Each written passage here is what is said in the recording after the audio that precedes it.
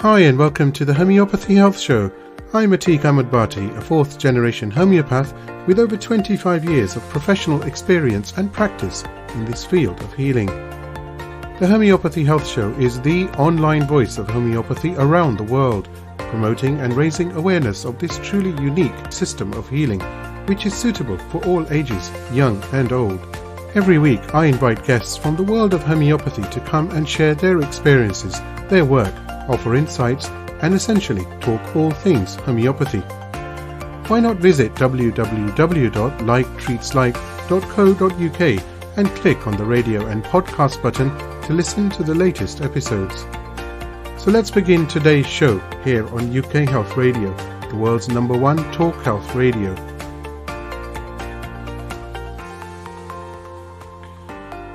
Hi everybody and welcome to another episode of the Homeopathy Health Show here on UK Health Radio, and I'm your host Atik Ahmad-Bhatti. Now my guest on today's show is Elizabeth Adalian, who is a homeopath based in the United Kingdom. She has been practicing homeopathy for over 30 years. During that time, she has also volunteered in former war-torn countries such as Croatia, Cyprus and Ethiopia, as a contribution to the recovery programs being held there. Now, as a result of these experiences, Elizabeth has dedicated herself to the subject of trauma, having recently brought out a book called Touching Base with Trauma, Reaching Across the Generations, a three-dimensional homeopathic perspective. And I will be talking to Elizabeth about her book and her travels and the work that she has done in these war-torn countries. So without further ado, let's welcome my guest for today's Homeopathy Health Show podcast, Elizabeth Adalian. Elizabeth Adalian, thank you so much for coming on the Homeopathy Health Show, and I'm grateful for your time. It's a privilege. Thank you for inviting me. So like I do with all my guests, good or bad, I don't know if it's a good or bad thing here, but I think it's always nice to know what your journey was to homeopathy. And what sort of attracted you to this, to homeopathy and the system of healing? It's an interesting question.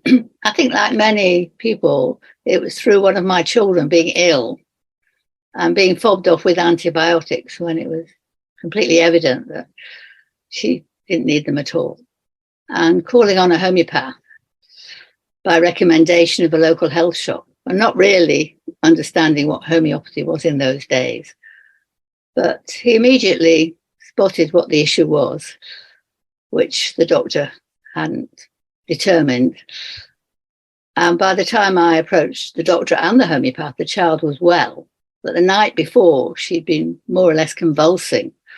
And it turned out it was from eating ice pops from the freezer, which she'd relished quite avidly by pushing a chair up to the freezer and thus not thinking anything of it until the nighttime came. And by the morning, I was quite perplexed. I hadn't actually taken her to a doctor because I somehow managed to keep her cool and keep everything at bay. But I went to see a friend who was working at that health shop, and he said, look at homeopathy. And that was the turning point for me when I saw the result. That's so similar to so many stories I hear. And, to be honest, Elizabeth, it is actually one of the best experiences, isn't it? Because when you're sort of at the end of your tether and you're thinking, oh, what's going on here? Why can't I find something that will get rid of this disease or this ailment or this hiccup in someone's journey? And you come across homeopathy and it's like, hey presto, and it's almost too good to be true, and it works and it's done and dusted and you can just move on with your life. But sometimes it leaves you pondering, doesn't it? That literally, what happened? What did I just witness? How did this happen? Yes, I agree with you. And I feel like you say, we have a privilege to be part of this type of healing. And it really is true healing, I think. Times are changing. I find that post-pandemic, and I've said this to so many of the guests on the show, that post-pandemic, people are very open now to homeopathy. I think this is absolutely the time for homeopathy now. And I think it's everyone I've been speaking to, the feedback is always so positive. And like I was saying to a previous guest actually on the podcast, it's not about whether people actually then start to use homeopathy. It's the fact that we're in a situation now where people are saying, okay, I don't want to use it, but just tell me about it so I understand what it is. And when you understand something, you appreciate it, and or you can recognize it, and it's there, and you never know what point in their life it's going to become a reality where they'll say, let me try homeopathy. Absolutely. And I see it as a process. And I think it's quite hard for people to make that leap, to understand that the ball is also in their court. It's not just about the medicine. And it's a work in progress. Now, Elizabeth, you have volunteered in former war-torn countries, which include Croatia, Cyprus, and Ethiopia, as a way or as a contribution to the recovery programs there. So do tell us about the recovery programs that were already in place and what your role was there as such, going in, and what you were involved with, and the differences that you made. Well, it was interesting because I contacted an organisation called Frontline Homeopathy, which existed at that time. It was run by somebody called Peter Chappell, who's a very established homeopath who's done a lot of work overseas. And he actually allocated me to be the team leader in Croatia. And at the same time, he said, you realise that this is the most complex of all the roles. They're very, very embattled among themselves still after the war. But I think you'll be able to tackle it. And I thought, well, why is he choosing me? And it was a battle. And there was a lot of fight and difficulty breaking through with that message of remaining the unprejudiced observer. The prejudices were very, very ingrained. And I spent a lot of time working on that. And then I went to Bosnia. And when I went to Bosnia, I went with a Dutch homeopath who was sent there as part of the team from the United Nations to bring reconciliation because of the atrocities which were carried out there. And there hadn't been enough protection for the population. And we worked very closely together. He was actually a doctor homeopath and very, very committed to the field of trauma. And we were a very good team. But I did find in Bosnia the level of understanding and the keenness to imbibe homeopathy was almost avaricious. They were so on the ball. And I tried to understand why this was so much the case in that country as opposed to parallel countries. And I realized, of course, that their level of suffering was the most extreme. And just standing in the valley in Sarajevo and seeing all the tombstones was the most moving experience of my life. And I can never forget that place and what it left, and the ability for people to learn homeopathy there and to transcend all that suffering through this wonderful art of healing, which was great. I remember when I was younger, during the Bosnian War, I went on a humanitarian convoy, and the people who had fled the war, or some of them, should I say, were based in a camp in Hungary, and the camp was called Nagyatad. And we were there for 10 days. We took supplies, 2 truck or lorry loads, you could say. And it wasn't much thinking of it now in today's time, but for them, thank God, it was sufficient that we took clothing, blankets, tinned food, of course, and toiletries and the things that you collect. But, that was a real eye-opener. And I remember going in and, that feeling that you get of the fact that they had lost everything, literally, they had lost everything, and even loved ones.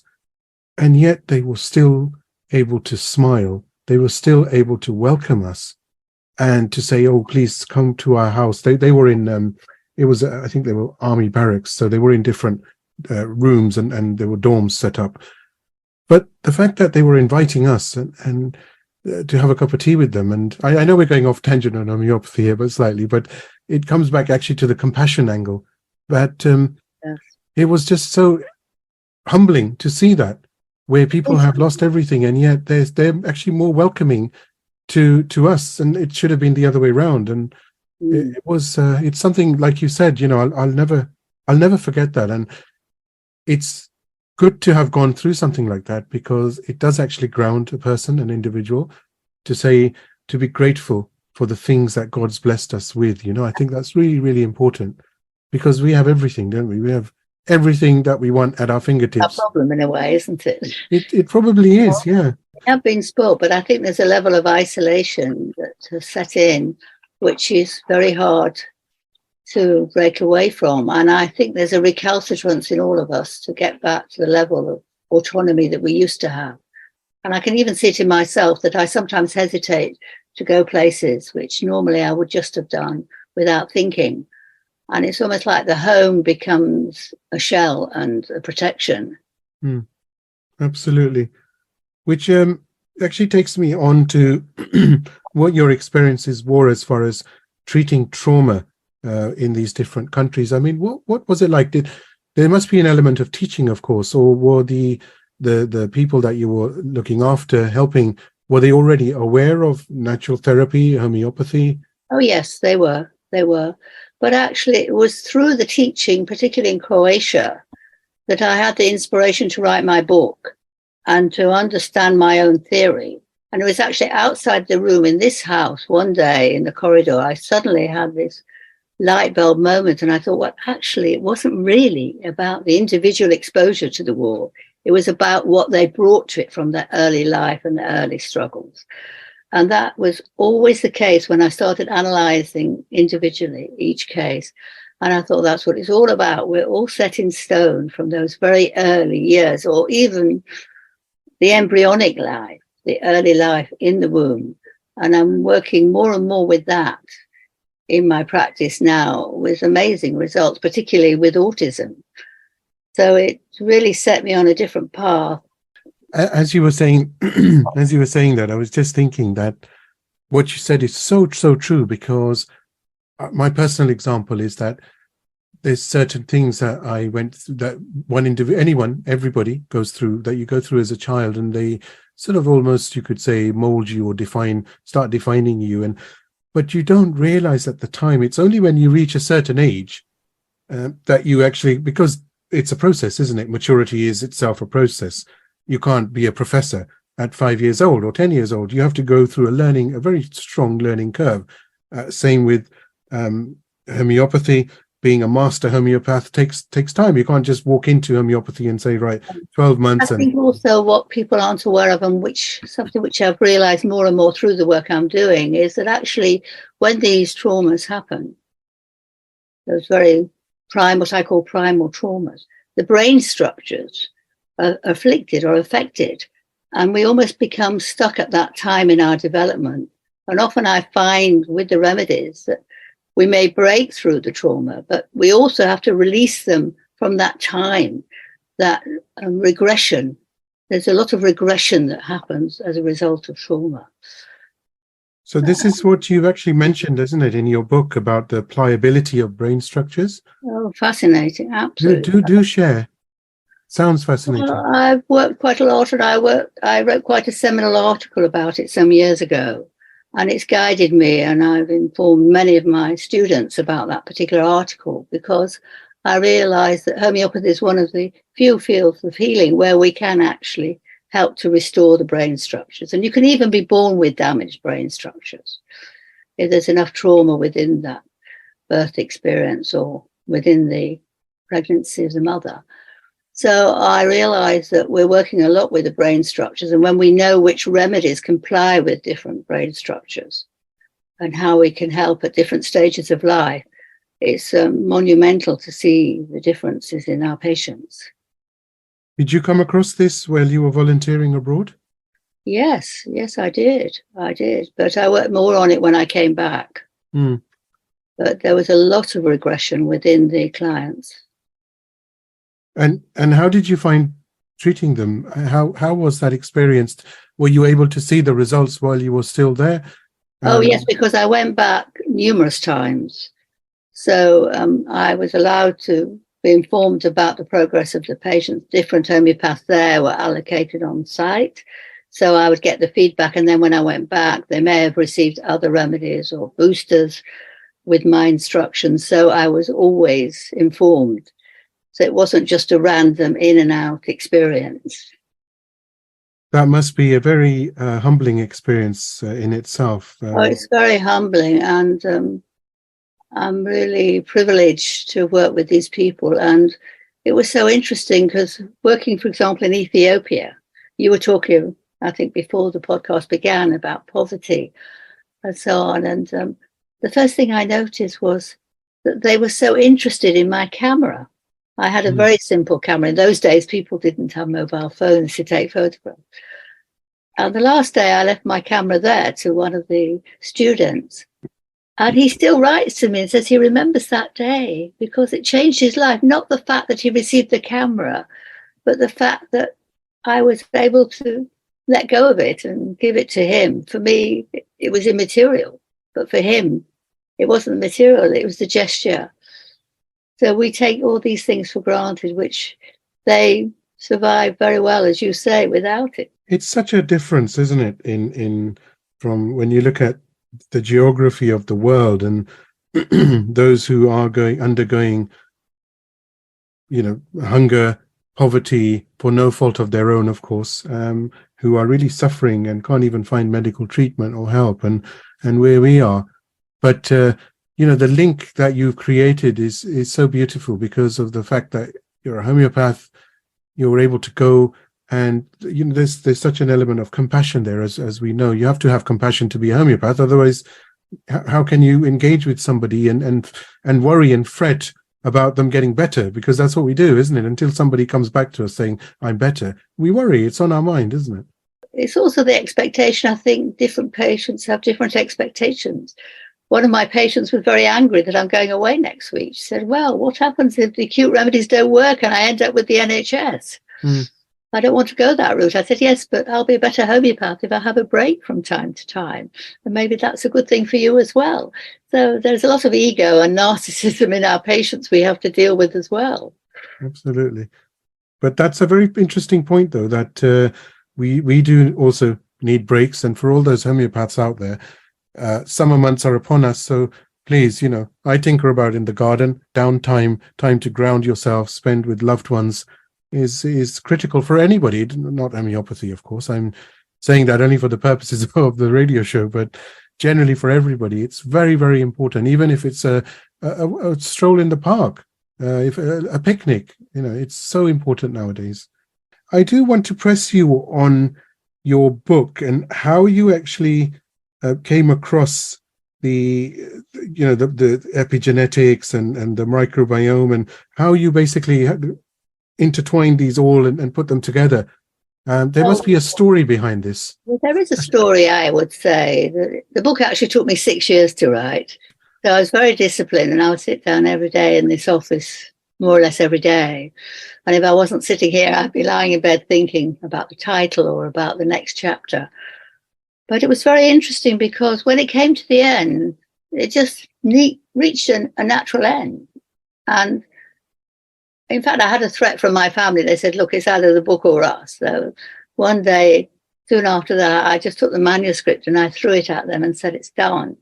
And I hardly wanted to add even a reference because it felt finite. I felt I'd got the message through. So I was able to weave quite a lot of influences into that book. And I'm looking now at the current world we're living in and how it's very different from the time when I wrote the book. So what we're seeing now is described as, well, maybe they're described as different traumas, but it's actually traumatization because the trauma is the original wound. The word trauma means wound. So it's what it taps into and what it evokes for the individual. Some people actually liked lockdown because it just answered all their dreams. They didn't have to go to work. They didn't have to mix with people, feel secluded. So you can't just assume that we all see those events in the same light. But could that possibly be because you've become accustomed to that way of thinking, or and it's infected your psyche and that's who you've become? And maybe that's not who you are supposed to be.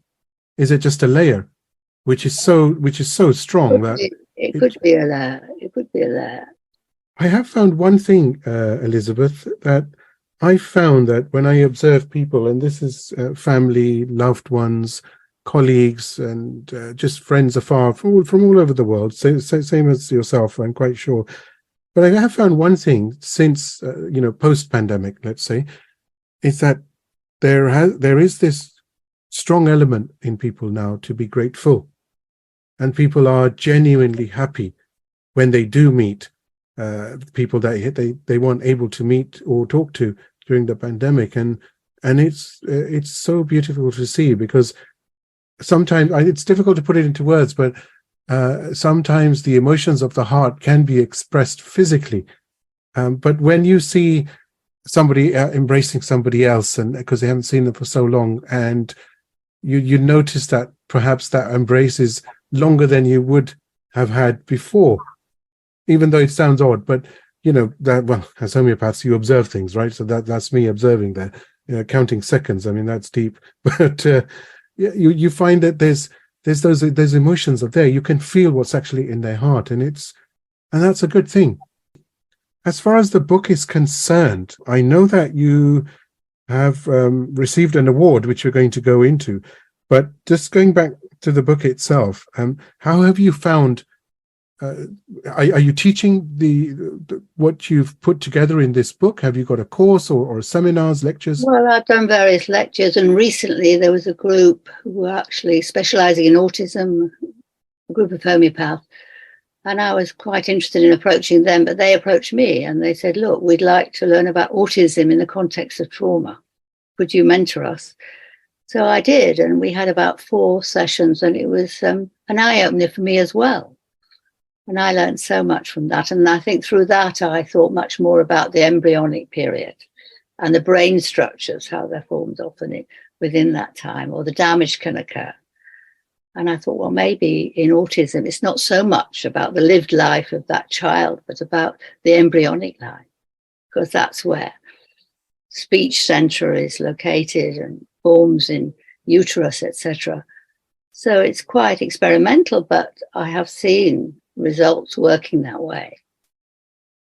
So the fact that autism is on the increase, sadly, does that obviously paint us picture that there is indeed a great amount of trauma? Maybe this is the generation of trauma that, or the previous and this generation certainly, and maybe even possibly our children are going to, God forbid, have to go through certain traumas, or we have certainly gone through traumas, or our forefathers. So that's actually worrying, though, isn't it? Well, what's the Very cause? worrying, and I don't like to attribute it all down to one factor. I think there are many factors that feed into it. When you think of modern intervention, cesarean, epidural, drugs in pregnancy, etc., a lot of these can contribute. But I think it's very hard for parents because we don't want to guilt trip them. And often that child is carrying the weight of the family and is acting it out. And the pivot of distress may lie in a different member. And that child has picked up on that and is, as I say, acting it out. And in my book, I write about a child, an extraordinary case of a young boy, I can't remember how old he was, maybe 7 or 9, who suddenly became paralyzed in his own house.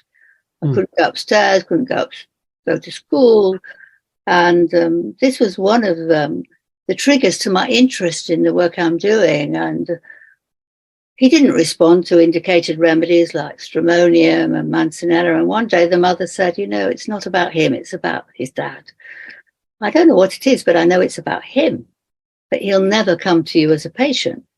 You can treat me, you can treat the brother, but the only thing I can say, he's got hay fever. So he did actually check in with hay fever.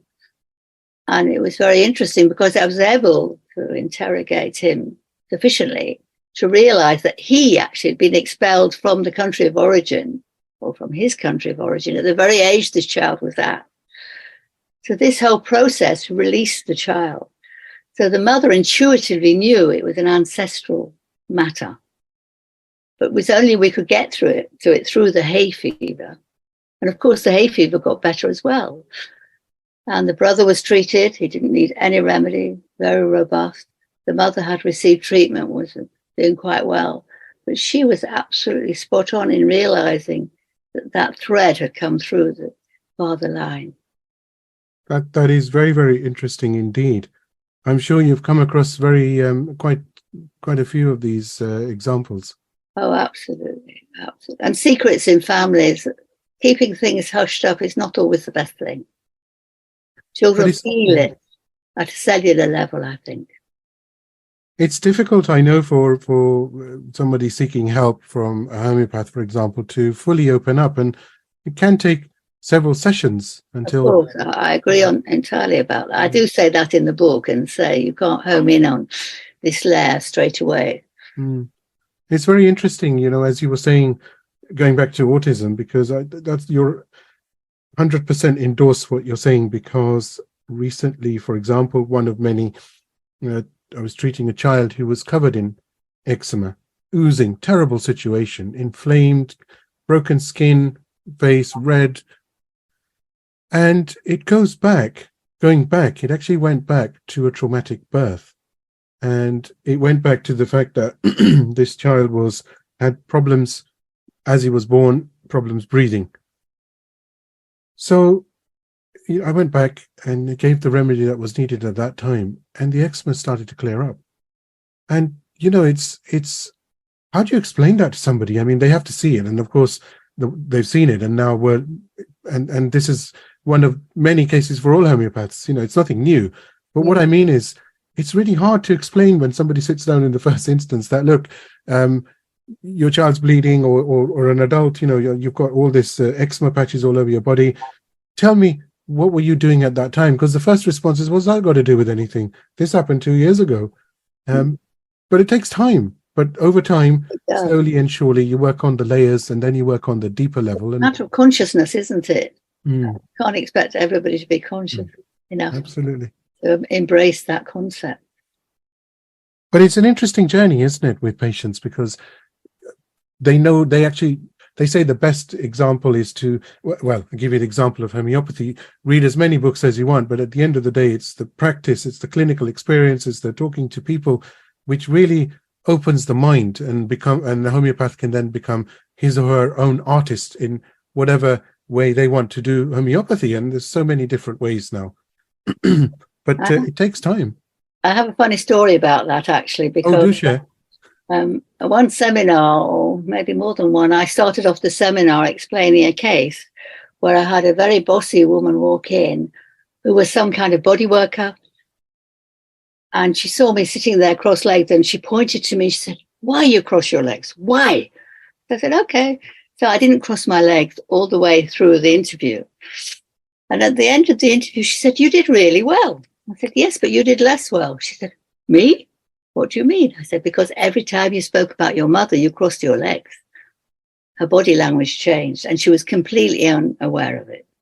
And when I gave her a remedy for quite a deep state, based on that resentment of the mother, just from that nuance of observation, the case got better. But of course, that patient will never know that. But also, maybe she'll become a little bit less bossy. But I don't cross my legs anymore, I can assure you. That's so powerful. That's that's the beauty, isn't it? That's really the magic of homeopathy. You know, the everyday ailments are and I say this in the humblest way, are almost a no-brainer, but it's actually these situations where you can actually help somebody, and sometimes they realize, sometimes they don't, but the fact that you're able to do it, and you know, that's the element of trust. And I think for listeners as well, I think it's really important to know that, because homeopaths are not people who are given the biggest awards, or they're given £1 million checks, or they live in the biggest houses. Certainly not. They are all about helping as far as possible somebody on their wellness journey. And, you know, that in itself needs a round of applause, a round of applause and congratulations to each and every homeopath, each and every doctor of homeopathy, professor of homeopathy, practitioner of homeopathy, student of homeopathy, user of homeopathy, doesn't it? Absolutely, I agree with you entirely on that level. Now, you had an award in 2022 on homeopathy.com, which, by the way, is excellent because I post a lot of my social media promos or the trailers for the podcasts on there, so they all go out there. And I know Alan Schmuckler, and you were given an award for excellence in homeopathy. So congratulations on that, even though I'm a year late in saying that. But hey, it's never too late when you win an award, eh? No, I built a very good relationship with Alan, and he seemed to get me, and I think I got him too. And I'm very privileged to be associated with Homeopathy, and I have submitted quite a few articles. And he's always very, very welcoming in my work. Alan is a diamond, I have to say, and I hope he listens to this podcast. And if he doesn't, Elizabeth, you have to let him know that I thanked him, because really he's an amazing individual, and he's helped me a lot in things he probably doesn't even realize he's helped me in. No, exactly. He's so selfless and so humble, but so helpful. It's unbelievable. Absolutely, yes. Well, I didn't even know there were such a thing as awards being offered. It just came out of the blue. And when I saw the email, I was going to scrap it. I thought, this looks like a bit of a con. So then I thought, well, let me read it. And then I realized it was actually an award from his organization. Wonderful. And well-deserved as well. Oh, thank you. Elizabeth, I wanted to ask you about your practice here in the UK, how that is, and also teaching, because I know that you have been quite a frequent flyer, should I say, traveling and teaching. So please do tell me more about how that's going and what sort of is on the horizon. Well, I have traveled a lot and I've had many opportunities abroad, and I really thought, because I was getting older and because of COVID, the options were shutting down. But recently I was invited by a yoga center in Italy to teach for a week at a yoga retreat in the mountains with a wonderful yoga teacher called Walter Ruta, who has a yoga center in a place called Ventimiglia, Pramiti. And he has a retreat in the mountains in San Giovanni. And he invited about 30 people there from different countries in Europe. I must say I felt a little bit estranged, not being European anymore, but I did somehow blend in quite well. And we had a wonderful, wonderful interaction. I made my own program for the teaching. So I taught about 30 hours altogether, and they were all yoga students. Not many were that familiar with homeopathy, but it took a wonderful life of its own. And I'm sure we'll go on collaborating in the future. What's your experience when you actually, let's use this example, when you talk about homeopathy, how do you actually start? What's your method of saying, if someone asks, well, what is homeopathy, or this is homeopathy?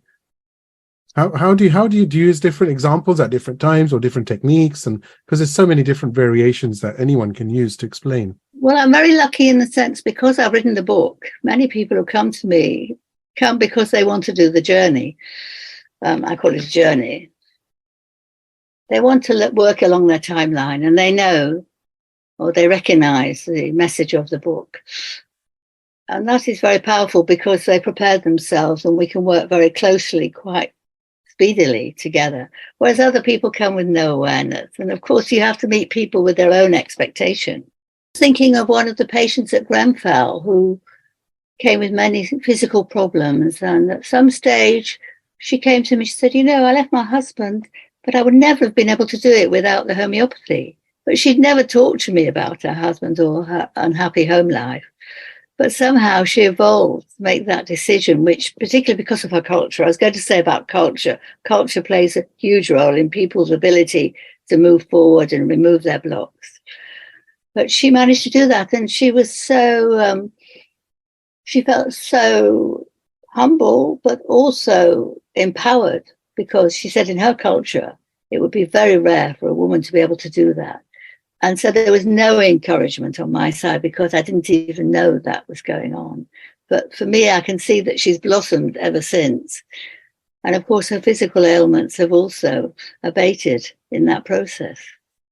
It reminds me of a jigsaw puzzle and the work that goes into making 1,000-piece jigsaw. And I'm only simplifying this, of course, but making 1,000-piece jigsaw puzzle. And you could almost say that's the vital force rebuilding itself and aligning. And finally, you put the last piece in, and you take a step back and you look at it and you observe it, and it just looks beautiful, doesn't it?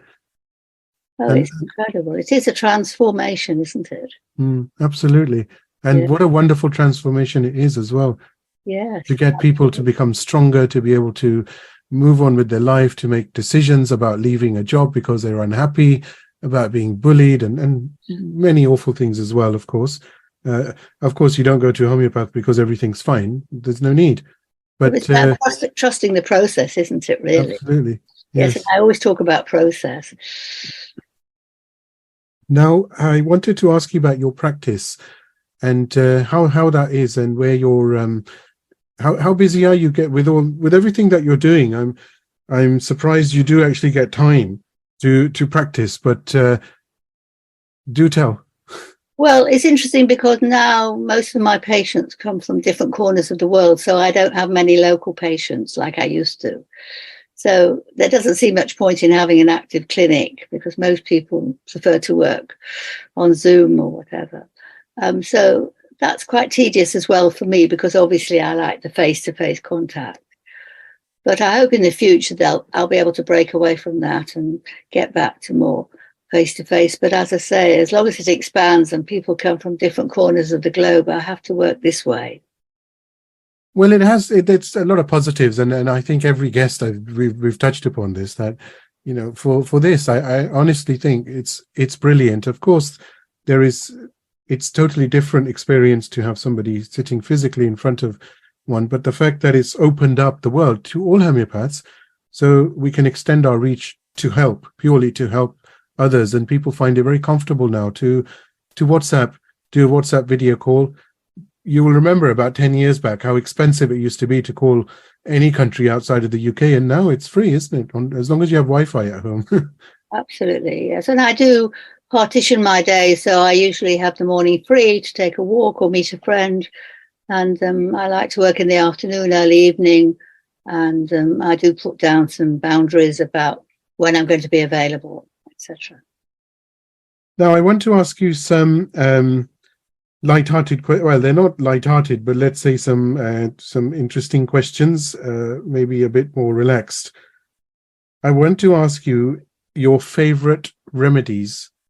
Do you have any favorite remedies? Yes, that I do, actually. find? Yeah.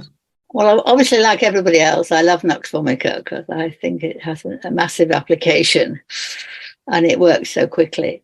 I'm talking more about acute, but my favorite remedy ever is Hora Brasiliensis. And I feel that remedy is quite a lot my own discovery because I only discovered it through rubrics, because I discovered so many rubrics related to isolation, abandonment, ostracization. So it was a very strong feeling.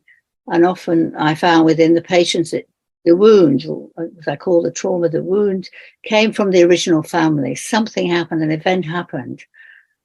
And the results of that remedy have been absolutely monumental and life transforming, even after one prescription. I just wish every remedy worked as well as that remedy. Well, that's one certainly to keep in mind. Yeah, I just say what's so fascinating, Atik, about that remedy is it's very syphilitic. And of course, we know that people who manifest a remedy from syphilitic miasm, they often make us feel very drained as practitioners. They take our energy. But with Hora, it's quite the opposite. They have a very loving, articulate way of phrasing things.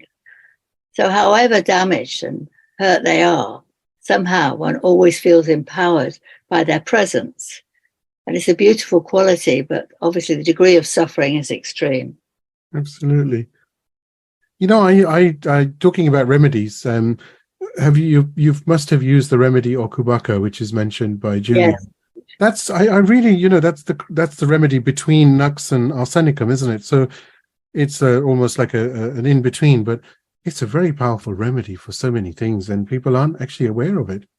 Well, it's very much used for allergy, but actually it works a lot on the cognition front in allergic autistic children. It has a brain picture in that remedy. So obviously what comes first in that remedy is the gut. And of course, we know that so many autistic children have disturbed gut. No, it's a fantastic remedy. I agree with you. Now, favorite books, over and above the one you've written. Yes, well, the book that got me into homeopathy, I don't say I still refer to it, but it was Vidulka, so I mustn't forget the original masters, Medicine of the New Man. That was one. And I've always liked Roger Morrison, his Yes. books, and of course Murphy.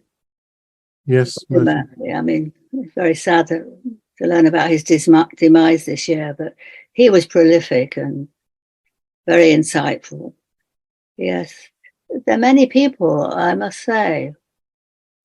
I'd really have to think about it. But Louis Klein as well, a Canadian homeopath. Yes. Jan His new Scholten. book is very, very interesting. Yes. What's his new book about? It's the fish remedies. Oh, yes. Yes. Jan Scholten was probably one of my biggest influences with the periodic table and with the Lantanides remedy. I was blown away when I first learned about his way of working. And I must say, I think the periodic table is very appropriate. The remedies from is very appropriate for the age we're now living through. And the Lantanides remedies. I definitely pay tribute to him. Amazing work has been done. But I think you must share a link to your to the book as well. And we can certainly look into sort of promoting it a bit more, I think. Well, thank you very much. Yes, I think it's a good book for the public, but for homeopathics. It comes in hardback as well as softback, but the hardback's quite good. If you want it as a manual, you can dip in and out of it. And obviously, initially you might read through, but then it's always available to refer to in different chapters. Okay. Now, finally, what's on the horizon? What are you working on for the rest of the year, for example, or into next? Yes, what I'm working on is a very interesting project. It's another book. This time I'm writing it with a colleague, somebody called Nigel Hargreaves, who's a very good friend as well. He's trained as a homeopath, but he's also a climate scientist. So our writing, a combined writing, is very much bringing his knowledge of climate science together with homeopathy and sustainability. So we're looking at homeopathy in light of the modern age and the new paradigm. There definitely is a new normal. And how different remedies are coming to the fore, because we're all gravitating away from our original birth stories and our original pictures. So we may have been calc before or phosphorus before, but we may now need a deeper remedy such as Helleborus or picric acid, because it's almost like the level of anxiety and angst out there has caused a new layer, maybe even a new miasm. So that's what we're talking about. It's quite controversial, it's quite cutting edge, but it's also a compilation of all the articles I've written on my website since the pandemic, where I've looked at homeopathy through this new filter. That sounds fascinating. I think you must come on later this year and talk some more about this. I think it's a fascinating It's good to bring my colleague on board too, because his contribution is marvellous, to have the knowledge of both climate science and homeopathy. Absolutely. And it's even though it's over 200 years old now, homeopathy has always been and will continue to be sustainable because of the pure simplicity of it, and yet how powerful it is. It is actually, in the simplest words, an atom, which is extremely powerful when you use it. Otherwise, on its own, you can't do anything. Exactly. Elizabeth Adalian, it's been an absolute pleasure. I've really enjoyed it. So much knowledge that you've imparted today, and I really genuinely want to thank you again for taking time out, coming on the podcast and talking to me about your experiences and your insights, and of course, this very, very interesting book that you've authored. Oh, thank you very much for inviting me and for encouraging my work, because I think there's a big calling out there. Brilliant. And hopefully I will talk to you with your colleague, Nigel, later this year. He'll be delighted. Yes. Thank you very much. Thank you so much. Well, good luck for you and the work you do. It's great. Great. Thank you. Thank you. Bye, Atik. Bye. And that was Elizabeth Adalian talking about her experiences as a homeopath, talking about how she committed her time to going out to help those in war-torn countries, providing support through homeopathy and, of course, other means as well, relaying some examples, and also talking about her book, which is really what her focus is on. And I do hope you found that interesting. I personally thought it was fascinating. It's such a blessing to be able to host this show, to produce this show, to talk to so many homeopaths around the world. Every homeopath I speak to is, in my understanding and as far as I'm concerned, is eminent, because they have their own unique identity and skill. And you know, it's just so beautiful to speak to so many different people and so many different minds, but it's all one community who are committed to using homeopathic medicines to help mankind. So I look forward to speaking to you next week. Until then, take care and stay safe. I do hope you've enjoyed this week's episode of the Homeopathy Health Show. Please do support the show by clicking follow on my socials. Remember, the more exposure the podcast receives, the better for homeopathy around the world. You can find me on Instagram by searching for @like_treatslike, and on both Facebook and TikTok by searching for @like_treatslike. So let's promote the voice of homeopathy on radio and podcast around the world together. Don't forget to visit me online at www.liketreatslike.co.uk and click on the radio and podcast tab. Here you'll be able to see all the guests that have joined me on the show so far, and of course you can stream on demand the latest episode to your mobile, tablet or PC. Until next time, stay safe and take care.